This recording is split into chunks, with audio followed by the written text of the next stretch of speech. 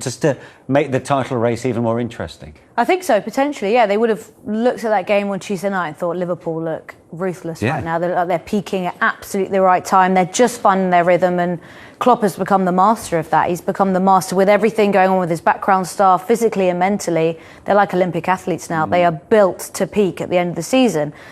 And Guardiola is not tired, but they've had it easy for probably about, 18 months? They had a fairly straightforward time of it last season, and up until start of this year, they thought this title was theirs.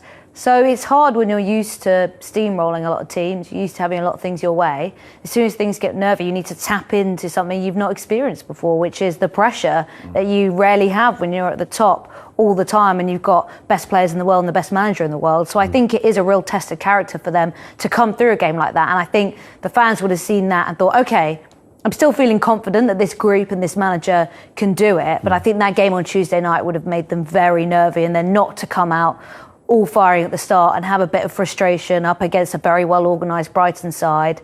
To win and be ruthless like that is very important. You know the thing is that I remember '98, knowing that you had to win all the games, especially when after Sir Alex done that interview saying, well, we'll see how they go, if they can win. Leading into the games, you can't think of anything other than how disastrous it would be to lose. Because you know that Man United are doing what they're doing and they're probably going to keep going, and they did. And you look at this Man City side and they'll look at Liverpool, and like you said there, rightly Flo, they were magnificent against a poor Man United side, let's face it. But you look at Liverpool's fixtures and maybe you could see a Tottenham, whichever Tottenham turn up, if it's the great Tottenham, the top Tottenham, what we've seen turn up, then it could be a problem. But other than that, as a player, you're watching that game last night as a Liverpool player. In the first half, you're feeling, wow, this could be it, because you want the cushion. You want Brighton to do something, even if it's a draw, so as you can have the cushion, so as you can win the game, and then you have that cushion where it's 4 points. So even if they win, you've got that cushion. And those are the things that you think about when you're getting ready to watch Manchester City or Manchester City watch Liverpool. You're hoping that they could do that, because then the ball's back in your court and the pressure is on. It's a very exciting time, but a very nerve-wracking time. Yeah, but what is more fascinating is they're becoming hardened at it, though, aren't they? City particularly, going for their, fourth title in 5 years? Yeah. They've been there, they've been chased, they're doing the chasing right now. They've seen their 14-point lead whittled down. It's only just one now after 32 games, which is quite incredible, really. They do keep pushing each other to bigger heights. Individually, you look at the performances. Mahrez, 23 goals in all competitions now. He's come into his own. De Bruyne back from injury. And to get minutes into Diaz's legs after 9 games out, is it clicking together at the right time, maybe? Yeah, I think it is. I mean, listen, I think Flo's talking about the fact that they're battle-hardened, if you like. We know all about their physicality. But the interesting thing was, I remember the turn of the year when lots of people were saying, look, it's all over by the shouting, should we just give it to them now? Guardiola gave a really instructive press conference where he said, look, you can all say what you want. There are 51 points left to play for. Yeah. There is no way that this is over. And he will have drummed that into his players even back then. So he's never been complacent. He's never taken the title for granted. I do think that these are two of the finest Premier League sides we have ever seen in terms of their consistency, their squads, their focus, their ability to get the job done. And for us in the media, particularly in the print media, it's fantastic because we will look back at this period at one of the great title races we have ever seen, that one of the great sporting duels we have ever seen, between two men who get the best out of each other and two teams who get the best out of each other. And that's with respect to the Invincibles, and that's with respect to Arsenal Man United and Man United Newcastle. These two teams are so consistent, I can see them having it between them for another 2, maybe even 3 years.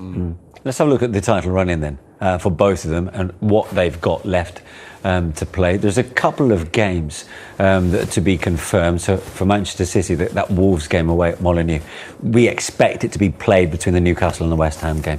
And similarly then for Liverpool and their game away at St Mary's against Southampton in the penultimate league fixture. But on the league front, they've both got 6 games, 3 at home, 3 away. Can we predict from those games. The one ahead, thing I'd say, Manish, is if you look at the City side, those fixtures all look winnable. But where did they drop points this season? Southampton, West Ham. You know, and this is the thing about Palace. They're beaten by Palace. They could drop points, absolutely. So they're looking more vulnerable to you. Listen, the one thing that we've done this season, for most of this season, is played the game on paper and seen on many occasions that what we thought would be a shoo-in did not come to pass. And by that I mean this. I don't know anybody who thought Arsenal would go to Chelsea last night and win. And that's exactly what they did. So I think we can look at these fixtures and kind of play it out and say, I can't see where they drop points, but that is the beauty of the best league in the world, because all of those teams could, on their day, give both of those teams a real scare. You look like Liverpool got the derby, you know, and you've got an Everton side now that they're not giving up to the end, but we know that Liverpool are more than capable of, in a 10-minute spell, there's 3 goals right there. But you look at Newcastle away for Liverpool is going to be tough for us for a spell. But I think that it's the Tottenham game at home. Tottenham at Liverpool. Is that going to be at Liverpool? It's at Liverpool. At home, Anfield. You see, that's the kind of game. But hang on, so what are you saying about the Everton game? Well, of course, it's the Merseyside derby. You can't see Liverpool dropping points. You can't see them drop points, but it's a derby. You just don't know. You just can't say. If somebody says you have to tell me who's going to win, I say Liverpool, but you just don't know, because obviously I think the Tottenham. Do you know what? Game, I think I always beg to differ. I can't see Everton picking up anything from that. Well, yeah, but the thing is that I remember I was here talking about Manchester City and Tottenham, and I think it was Leanne was here with me, Sanderson, and I think, was it me and you, or it might be me and Miggy? We said, no, Tottenham are very well equipped to be able to beat Man City, and they beat them.